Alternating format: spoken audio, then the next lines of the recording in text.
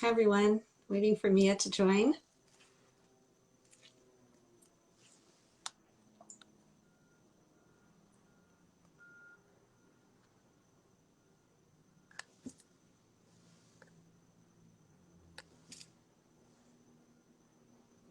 Hi, we've got about another couple minutes. So we'll just let some other people join us and then we'll get started.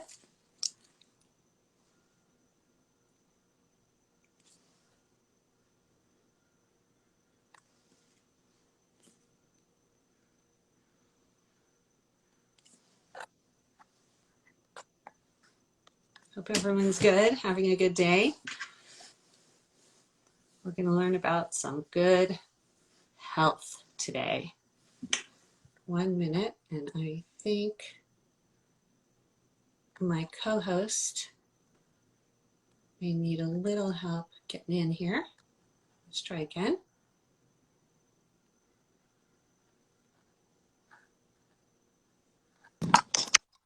Hi. There you are. Yay, we did it.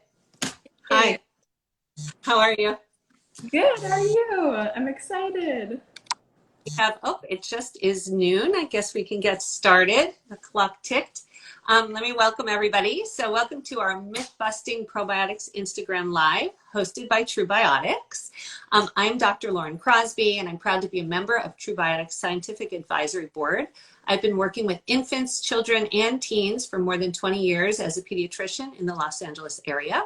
And I'm excited to be part of this IG Live today because gut health and immunity top the charts as health topics parents want to discuss. And they always seem to circle back to nutrition and probiotics, which is great. And that's what we're going to talk about. So I'm excited to be joined by my co-host for today's live, registered dietitian, Mia Sin, joining us from Charleston, South Carolina. Hey, Mia. Hi, Dr. Crosby. I'm so excited to join today. I'm also a member of the TruBiotics Scientific Advisory Board. I'm a registered dietitian based out of Charleston, South Carolina, with a master's degree in human nutrition, and I share healthy recipes, nutrition tips daily on my website, Instagram, and on national news and lifestyle shows across the country each week. And we are so excited. We are your Mythbusters today. So we are excited to share all we know about probiotics for children and adult health. And if you have any questions, please drop them in the comments and we will get to them at the very end. So with that, we're going to get started. And I'm going to start with the first myth that I hear often, which is that food should be the only way that we get probiotics in the diet. So as a registered dietitian, I always recommend food first. So real, fresh food should always be the first way that you meet your macro and micronutrients needs.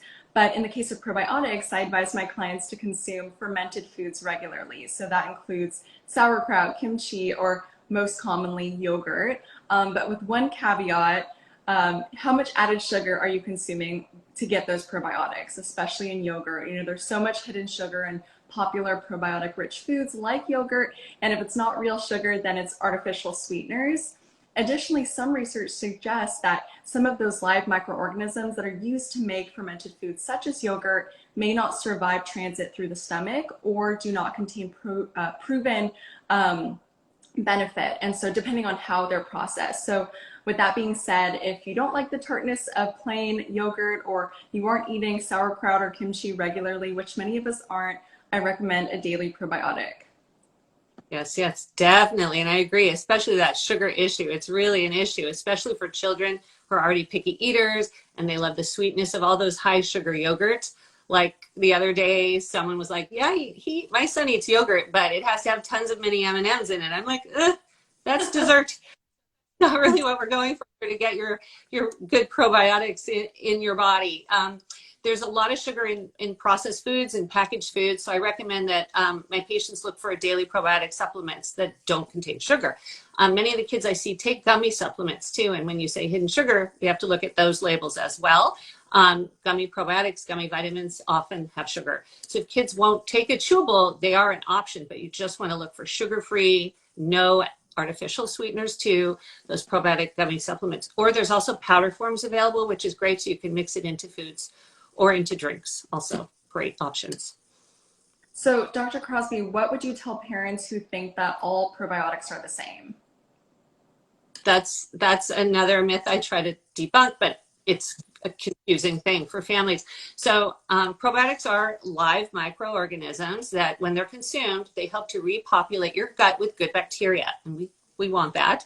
If we want those to outnumber and fight off viruses and fight off bad bacteria like you get with food poisoning, like E. coli, Listeria, Salmonella. So in short, probiotics work in a variety of ways. They help with digestion, including regularity in your bowel movements, and also immune health.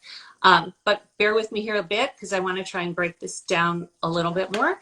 There are hundreds of probiotic strains that have been identified and that are beneficial for digestive and for immune health, which is why parents aren't always sure which ones to purchase. They're clinically researched for specific ways they support both digestive and immune health, and in certain populations. So certain ones for children, for infants, for adults.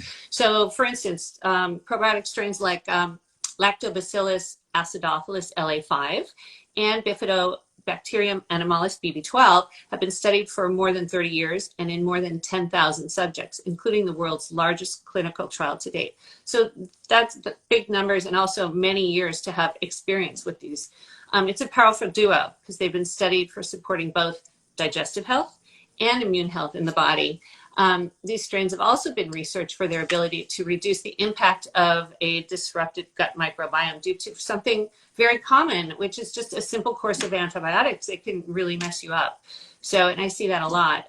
So that disrupted microbiome can show as disordered gut motility, which is like the movement of your intestines through your body and the transit time. And that can show symptoms of loose stools or watery stools, and sometimes more gassy or just some general discomfort. And BB12 on the pediatric front has recently been shown in a clinical trial to reduce infant crying episodes by 50%. Who doesn't want that? Reduce actual crying time per day by 56%. Again, who doesn't want that? And an hour more sleep per day for infants with colic, which is amazing. One of my sons had colic. He is older now, so too old for those infant drops, but I would have loved to have that. So these are tremendous results for both parent and child, right? So for the child, so they're more comfortable, they can relax, they can sleep more, which is great. And for the parents who also are stressed by this fussy, crying, colicky baby, and they're trying desperately to soothe their baby. I feel bad for those parents. They're like, I can't make him feel better. I can't make her stop crying. I don't know what to do. I've tried everything, you know? So it's definitely something to think about and speak with your healthcare provider about. Also, there's other strains, like another popular one that people will see on labels, Lactobacillus rhamnosus GG, also known for short LGG.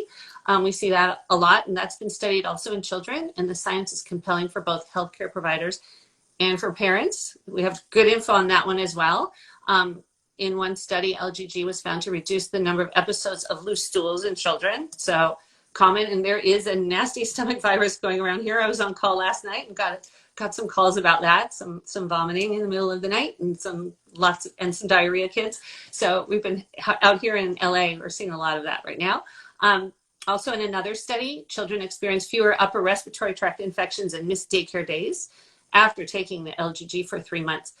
Also amazing, parents always ask me, my kid's missing daycare. I pay for daycare, they're never there. They're sick all the time. So what can I do? So I hear that every single day.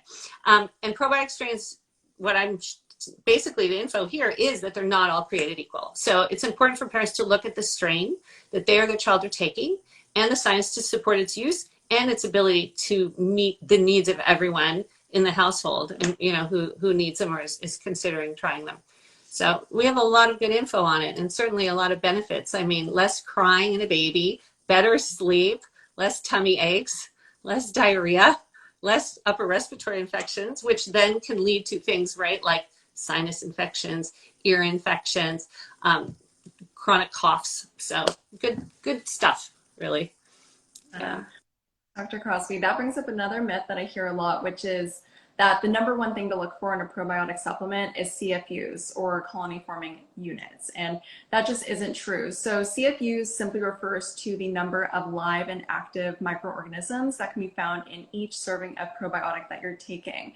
And there's a lot of reasons why a CFU of a probiotic might not make it to the digestive tract where it actually needs to get to work.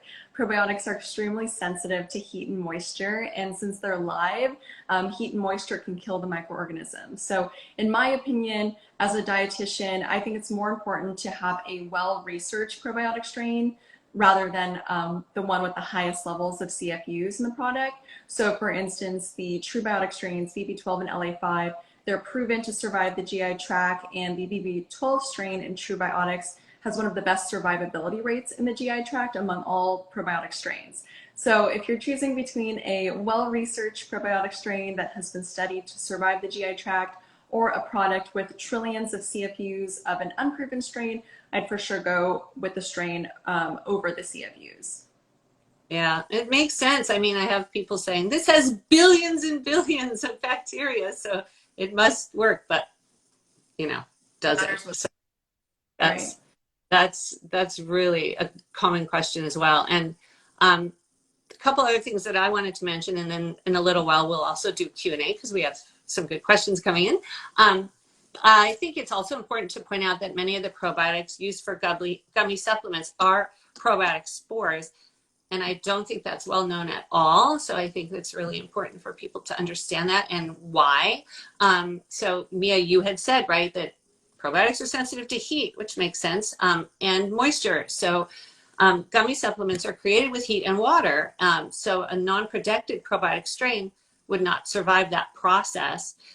So instead, some manufacturers have found ways to use probiotic spores so that they protect the microorganism until they reach where they're supposed to go. So until they reach the GI tract, and then that paves the way for the probiotics to be used in the gummy supplements, because to make the gummies, you do use some heat and moisture. So if you use the spores, you can have these intact bacteria, so they can do their job and get to where they're supposed to go.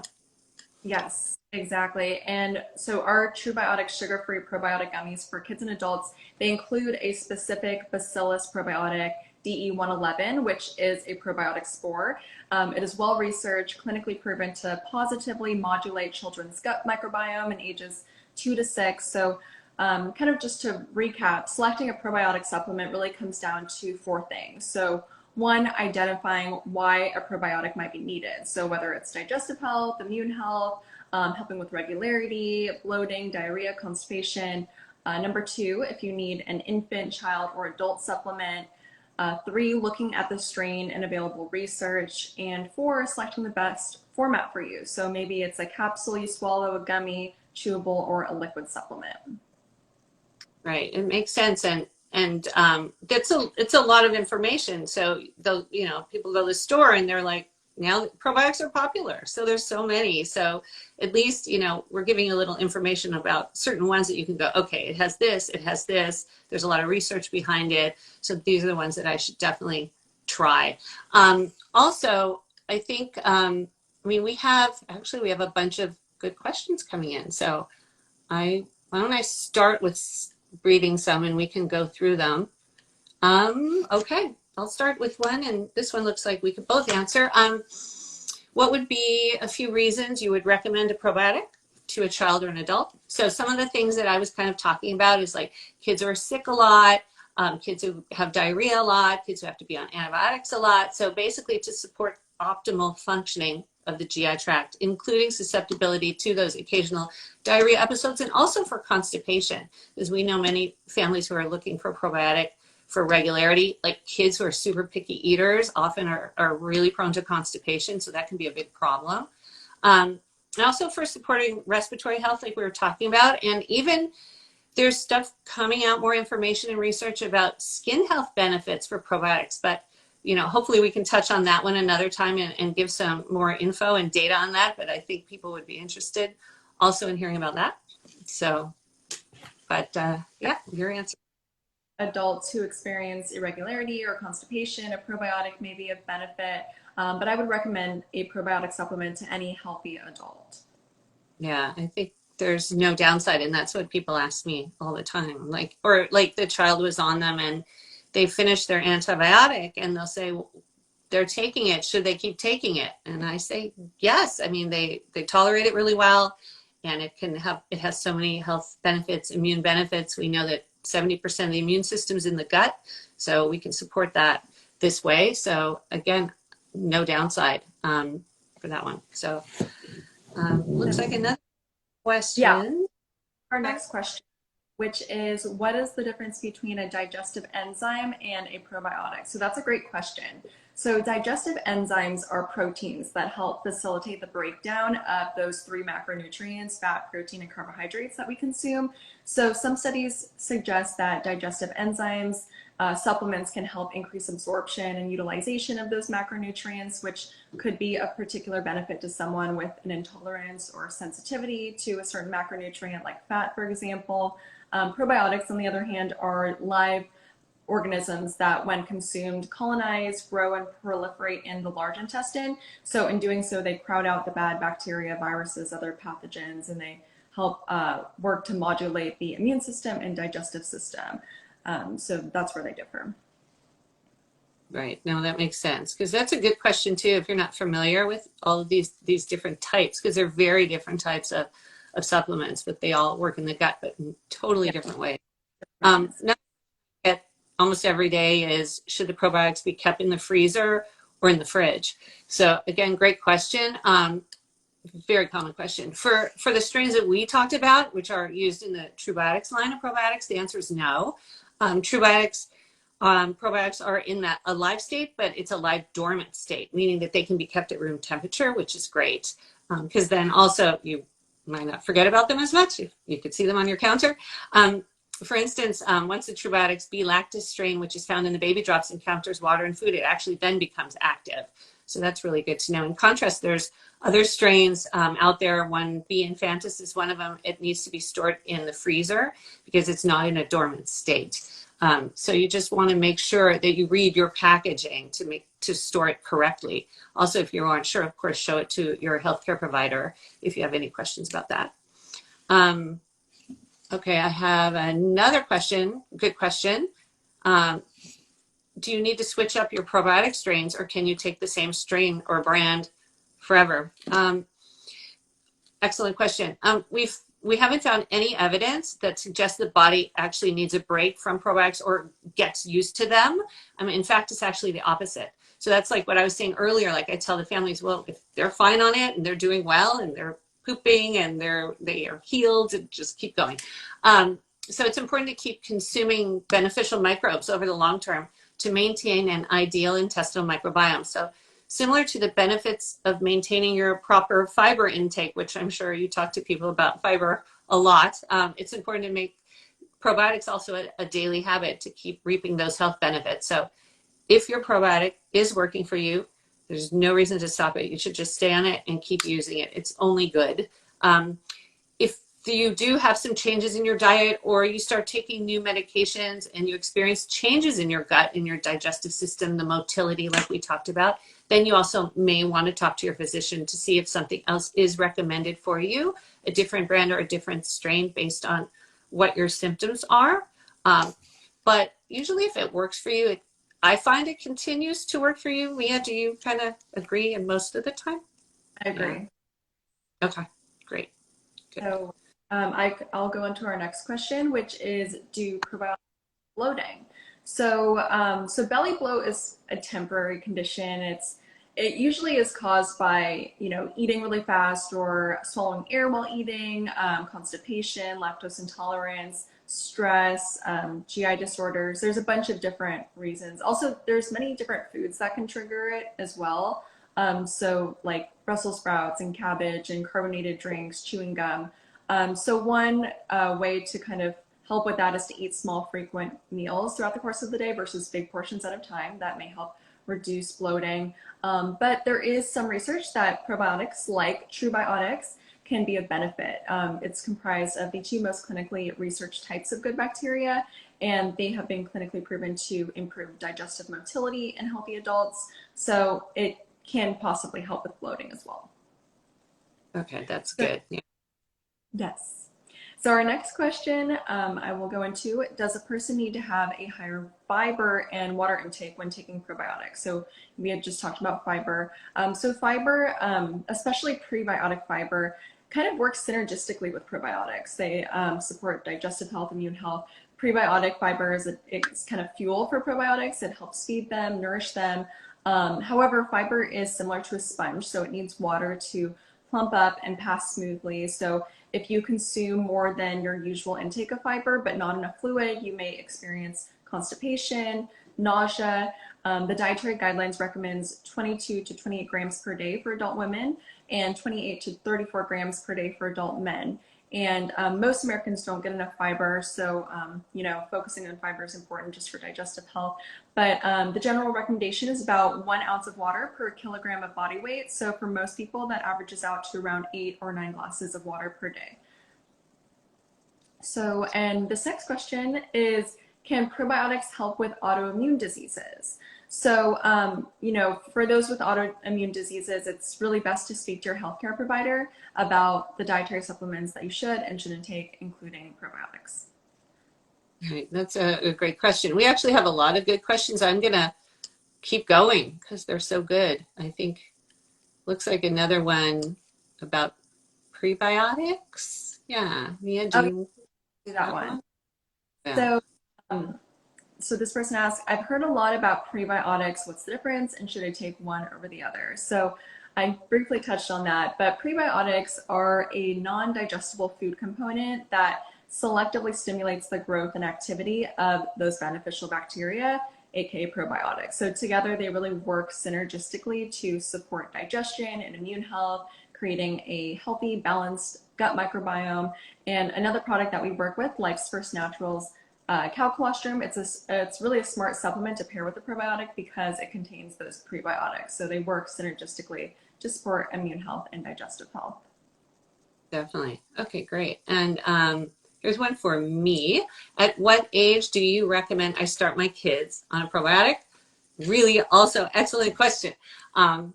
So term babies, so newborns, term newborns who are born by C-section, term meaning not premature babies, or those who are exposed to antibiotics around the time of delivery are candidates. They need probiotics because they don't have that same intestinal bacterial colonization as babies that are born by vaginal delivery. And formula-fed babies are another group. This is because they tend not to have that same pattern also of bacterial colonization of the gut that breastfed babies have. So these groups above may have a shortage of that friendly gut bacteria. So it's great to start early with these. Always, of course, speak to your healthcare provider, especially with a newborn baby. Older kids, age 2 years and up, can take a sugar-free chewable probiotic. Age 3 and up can take a sugar-free gummy when they need to be, let's say, on antibiotics a lot, when they have diarrhea, like what we talked about, or not, or constipation, or just in general frequent viral or bacterial infections, just to keep their immune system balanced and their gut balanced. So it's a yes. I'll take the next one, which is I just started taking a probiotic supplement and I have GI discomfort. Should I stop taking it or should I switch to a different supplement? So when first using probiotics, some people may experience GI discomfort such as gas, bloating, or diarrhea due to initial changes in the gut microbiota. These side effects usually clear up within a few days or weeks. You want to be sure to take the full course of probiotics so your gut microbiota goes through that initial transition to a healthier mixture of good bacteria. So that would be my answer for that. Great, great, great. Okay, good. I feel like we got through a lot of questions, actually. So I feel like we've covered a lot already. Anything else before I close, Mia, that you want to add? I think we've covered a lot, and it's maybe a lot of information for people to digest.